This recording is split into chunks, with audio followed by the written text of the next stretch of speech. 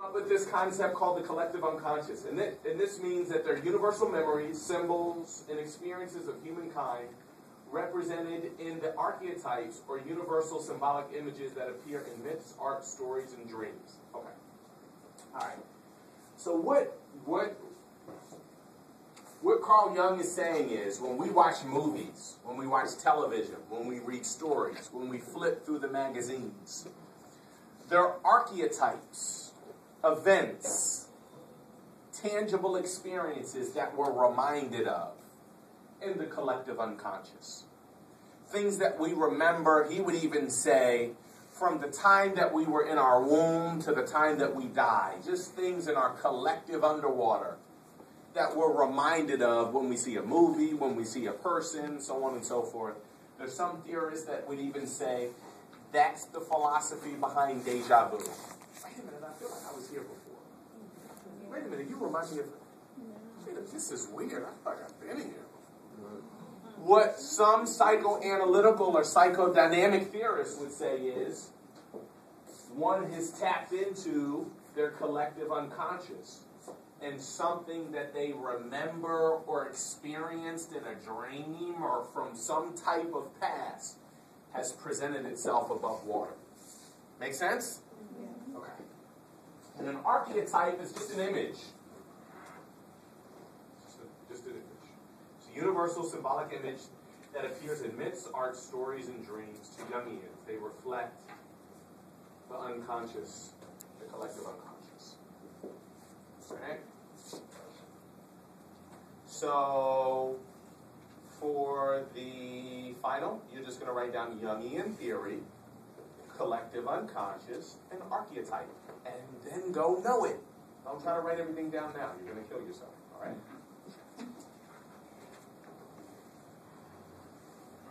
Another school of thought under psychodynamic theory is object relations. We talked about this.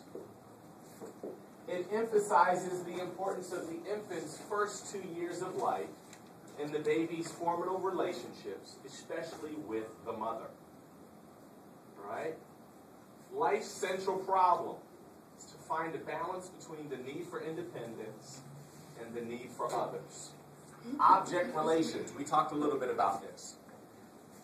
The object is what's seen or experienced. The relationship is how we associate or affiliate ourselves to it emotionally. Make sense? Okay.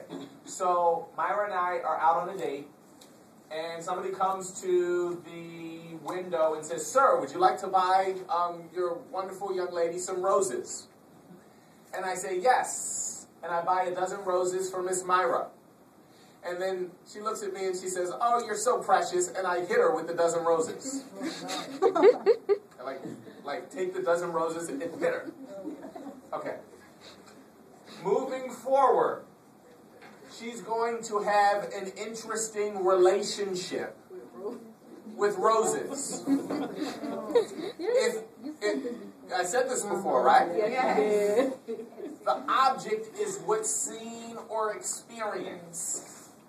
And your relationship can either be positive or negative. Class, check this out. I think this is deep. And there are a number of psychologists and theorists that say our dysfunctionality and our personalities are ultimately tied to the positive or negative relationship that we had with mother through attachment theory. Watch this. So if someone's irritable, grumpy, grouchy, stingy, frustrated, tight, a theorist would say that that tells you some information about their relationship with their mother. It's deep stuff. That ultimately the reason why we behave, the reason why we behave the way that we do, is either because we come from a place of abundance or depravity. You guys get that? Yes. You guys didn't get that. That's deep. I'm helping y'all out for free. Listen, at the end of the day, Chantel, what a theorist, what a psychodynamic theorist, and many other theorists would say is our behavior, the way that we act, enables us to see whether or not we come from givers or persons who are absent with love and attention. Let me give you an example. All right?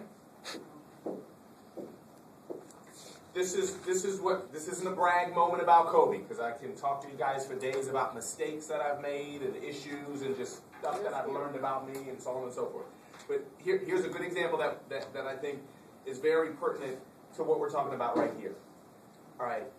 A number of students over the past 5 or 6 years have said, "You're so different. You really want us to do well. You really care about us. You will go above and beyond the call to make sure that we get a good grade in your class. You allow us to turn in work late. You allow us to do extra credit. You're always giving out extra credit points and grades to help people pull up their grade to the degree that they want to pull up their grade." Right? That's what I hear, all right? So listen, check this out. A psychologist, somebody that was analyzing me, would say either he's operating from what he comes from, or he's operating from what he didn't come from but has always wanted. You guys get that? Yes. Isn't that deep? Yes. It's true. You come from a giver or you overcompensate from not getting. Goodness. And so the psychologist would say, Professor Morgan is dealing with transference issues or countertransference issues. If he comes from a place of lack and deprivation, look, I'm treating you the way I wish I was treated when I was growing up. You know, ain't nobody that looked out for me the way I'm looking out for you. Right? But the truth of the matter is that's not the case. The case in my situation is I have a father and a mother that poured themselves into your professor. And so people who are very Daphne, people who are very perceptive and intuitive, and I'll even say spiritually discerning, can come up to me after only seeing me or having an encounter with me briefly, and this is what they say. It's so obvious that your parents invested in you. Now listen to what you all are saying. Several of you all are going like this. And some of you all are saying, it's true. It's obvious. It's true. Okay. So then the question is, what am I doing behaviorally that's forcing you to walk away from me? Saying, his mother, his father, his aunts, his uncles, he comes from givers. There were people in his life that went above and beyond the call to invest in him. Right? There's something that we do behaviorally.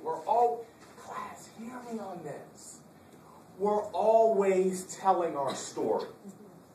Do you guys get that? Yes. Verbally or non-verbally, Ademola, we're always telling our story.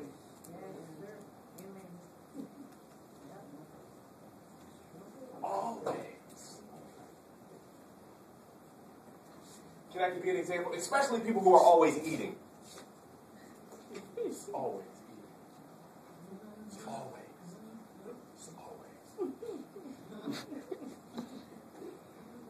Chips, candy.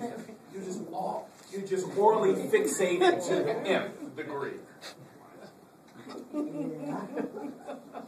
There's some persons that are stimulated sexually, and then there's some persons that are stimulated nutritionally. The sugar, the salt, and the hormonal responses from the food. We're not supposed to live to eat. We're supposed to eat to live.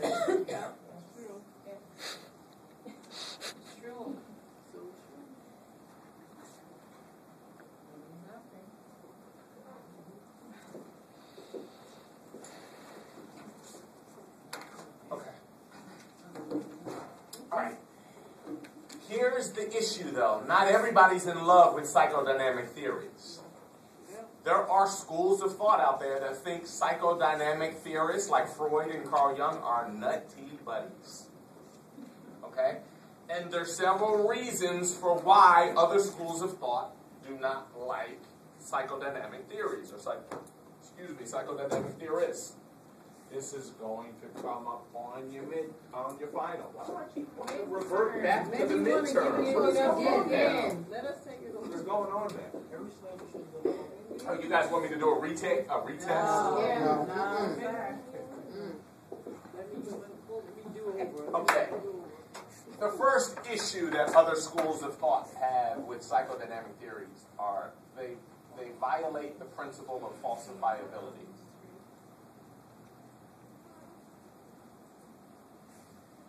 What does that mean? What does falsifiability mean? Critical thinkers.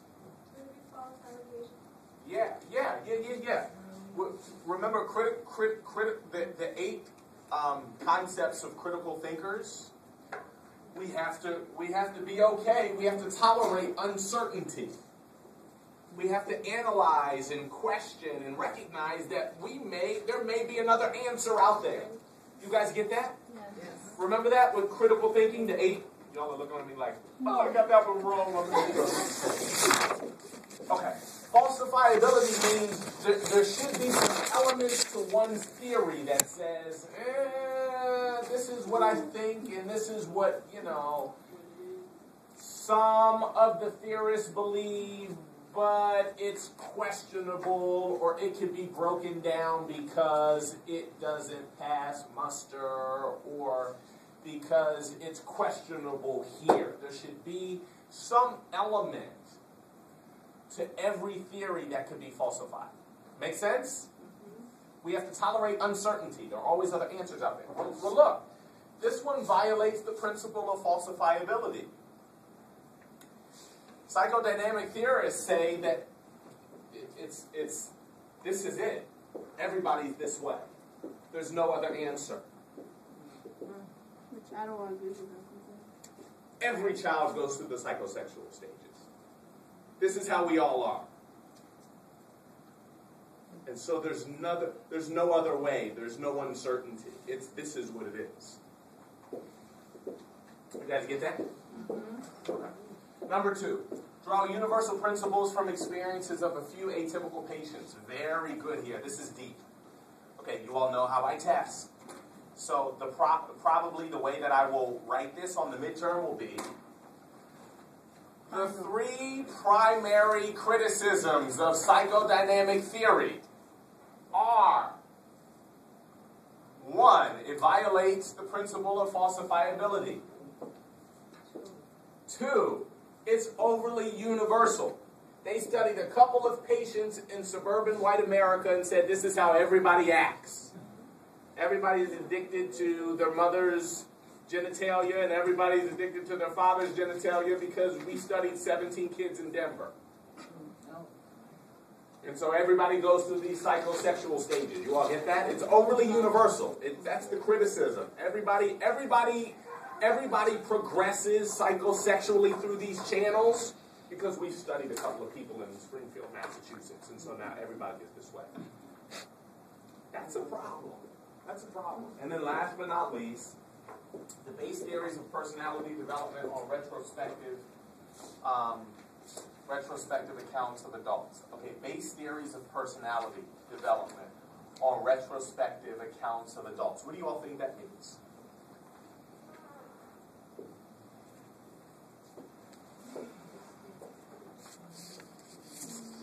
Anybody want to give it a shot?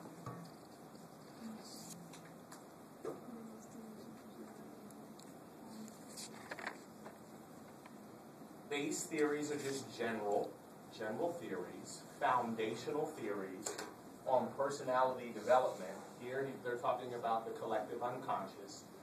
What the critics of psychodynamic theory are saying is there are a whole lot of theories on personality development that are based on retrospective accounts of adults. and that doesn't make sense. Let me say that again. The critic would say, you guys have come up with foundational, general principles on personality development, on adults who are retrospectively looking at their lives. Watch this. And the critical thinkers would say, we don't have enough empirical data to make that a valid or legitimate theory or evidence for personal development. You guys get that? Still struggling with this third one, huh? Okay. All right. So you guys are making me get my work, making me get my money's worth today. All right. Here, what they're saying is their theories of personality development on retrospective accounts of adults. All right. So let's go back. Remember, we just got finished talking about archetypes, jungian.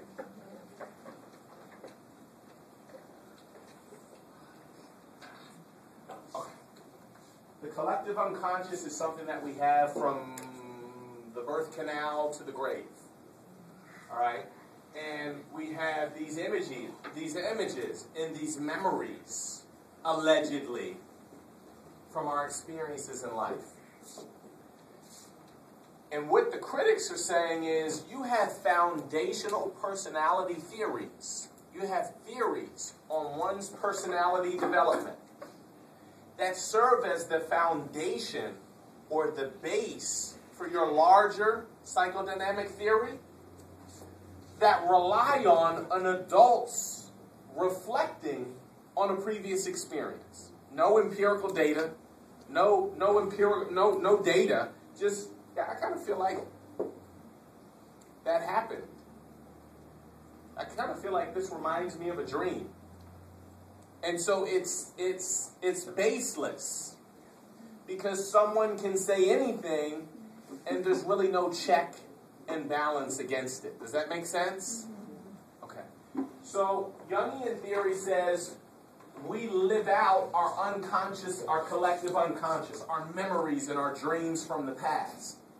What the critics are saying is, my God, you're going to base an entire theory of personality development on somebody's dream? What about if somebody smoked weed and they just dreaming because they smoke weed?